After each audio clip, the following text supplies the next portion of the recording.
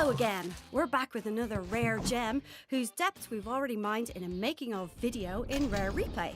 But this is a series so packed with stuff, we can easily dig up another 5 things to say.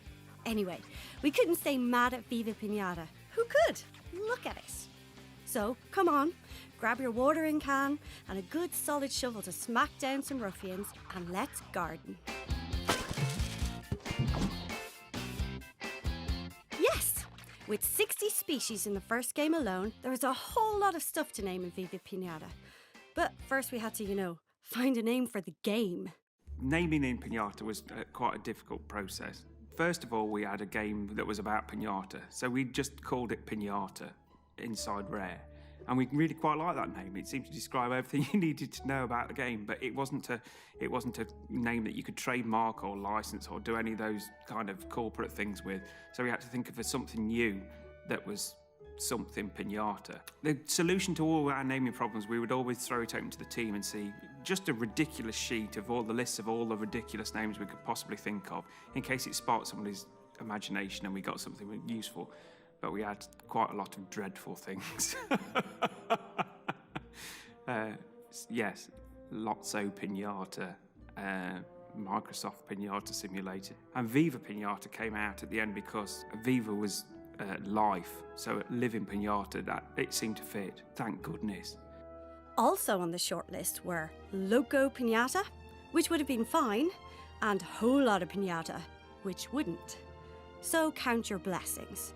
Now, what about naming all those individual beasties? And then the same naming process went for all the animals as well, because all those had to be copyrighted. And because then we got the Pinata thing, we knew they had to be sweet related. But again, we did lots of those in-house in the team. And then we were naming them after sweets and realised that some of the sweets were only available in the UK or only available in certain countries. And actually, they weren't international names at all. In fact, some of them came out as rude things that we didn't really know at the time. We're perfect innocents, but we'd already got a reputation of trying to get rude things into games, so we were kind of under double scrutiny for everything we came up with after that. Completely unwarranted, we might add.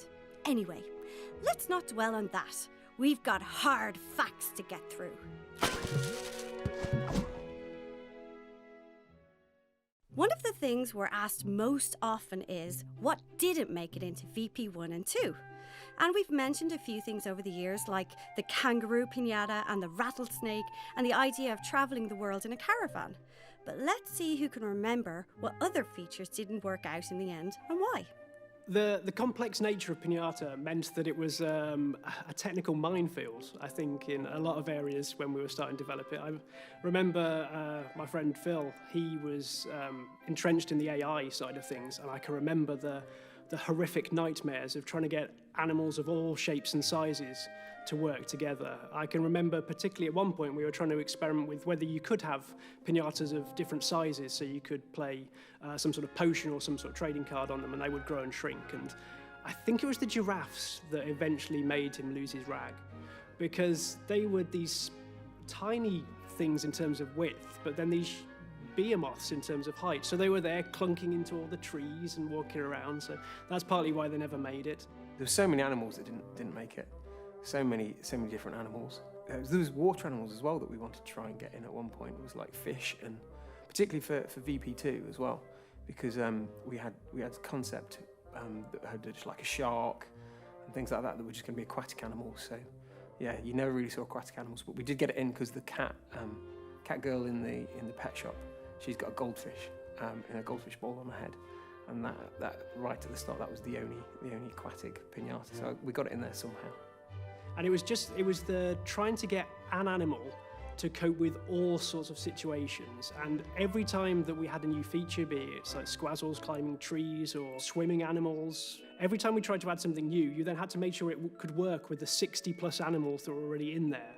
And then inevitably one wouldn't work. One wouldn't work in some way, shape or form, so you then had to go back and patch up cases, and just trying to debug all this was horrendous, but it was worthwhile in the end, that's for sure. It's very happy with what came out of it. When Viva Pinata was announced back in the day, the word universe was used. And another big part of the Viva Pinata universe was the TV show. Here's the quickfire scoop on how that came about and how those two things played off one another. So while we were developing the first VP, we had lots of big ideas about how successful it was going to be and how amazing it was going to be. We like marketing and toys and all those things. So we actually got a partnership with 4Kids to create a cartoon.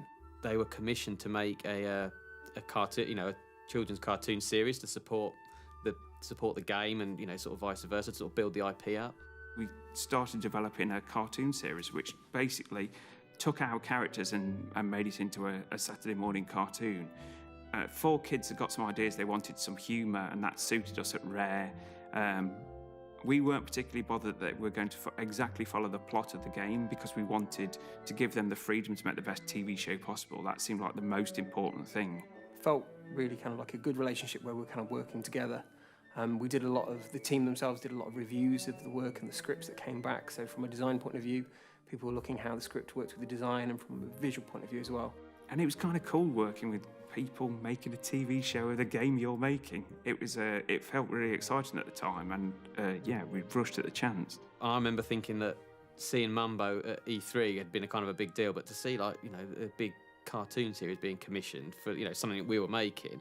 And then when the game launched, there was a big party they had at Santa Monica Pier, and they built, I think it was the world's biggest piñata, and a few of the team went out to take part in that. So it was a big deal. We always knew that we'd potentially go into an ice world or kind of a sand world for VP2, but the cartoon was actually going to be there first. So I did some concepts for what an ice world would look like, and they kind of used it in the cartoon before we even got it in VP2. So it was good. It's a good relationship. So there were situations where I think it was the jelly, our sort of Yeti-type creature.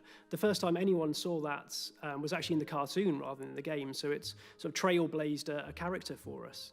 And then the cartoon actually fed back into the game too, because Langston, who set the challenges in Trouble in Paradise, he came from the cartoon, and so we got a bit of the character, got a bit of the feel of the cartoon in our sequel. So no scandal, nothing. We all got on really well and respected each other's work. How's anyone supposed to sensationalise that headline? Honestly. Speaking of the sequel, let's hear about one edition that brought life through a lens to Viva Pinata Trouble in Paradise. When we got to the end of Viva Pinata 1, I think a lot of the team were very excited about what we'd produced, but always knew there was more to create. And whilst we lost quite a few people over to the nuts and bolts team at the time, the engineers all got together because we had all these grand plans for online, for trading, for streamlining a lot of the processes. So one of the features for Trouble in Paradise was the use of the live vision camera. Microsoft had just launched what was effectively a webcam for the Xbox. Our lead engineer, Will Bryan, he'd seen it, and one day he came to me and said, we could do something with this, with barcodes. I think QR codes and odds and sods like that were becoming to be more prevalent at the time, and Will just took it upon himself. I mean, this was a home project that he brought into the studio. And he'd done a little demonstration where he had the camera on his desk and he showed it a barcode, and it made an animal appear in the garden. And instantly, I love that idea. I love the idea of a real-world object that we could use all over the shop if we wanted to. And he turned Pinata Vision from barcodes into pinatas, accessories, animals, weathers that would just appear in the garden. And I think this captured a lot of people's imaginations. I had visions of us actually putting posters with barcodes on that people could snap with their camera and then scan those in and actually get new content into the game. So I really liked the idea straight away. So we kind of jumped on it and developed it almost despite anybody else. We kind of just went and did it independently. Microsoft never really asked for it. We just thought it was a good idea and went ahead to put it in. It was cool. It just kept our community together again for another whole game. And we have to say, the VP online community was an awesome community. You did good, Internet. You did good. We heard earlier how the development team got involved in picking out piñata names, but it didn't stop there. Those piñata voices? Not real animal noises. Oh no, classic, old school, Rare. We did it ourselves. VP followed the tradition of Rare games of having the devs be the actual voices of the characters in the game. So my favourite one is the mouse. which was voiced by Riko, a Japanese woman that I worked with for quite some time. She was the mouse, and that's why the mouse, it's a Japanese mouse, that's why it says chew instead of squeak. Choo, choo, choo, choo. There are some obvious ones like Frog's Croak, but there were things like the Swan, or I remember doing the Swan. Alyssa did the Swan. She was an animator on the project, and she had got the Swan. I always came up with the people when they came to do the recording of the voices, and she said, "Well, what should I do?" And I said, "Well, it's a swan. You just do a posh noise." And that's what she kind of did, and I thought it was good. I was going to be the goose, but I don't voice any of the characters in the game. I was going to be the goose, but that day I had a sore throat, so I missed my chance of being in my own game, which was quite gutting. I did the voice of the newt gat, which is the tiny newt creature, and I can't remember how it goes now. I know it hurt my voice after a very short time. And that's pretty much how it was. Everybody just, they signed up whether they wanted to do voices or not, and then Grant would arrange an appointment and we'd come up to the music studio and record it as we went along. Ladies and gentlemen, the donut.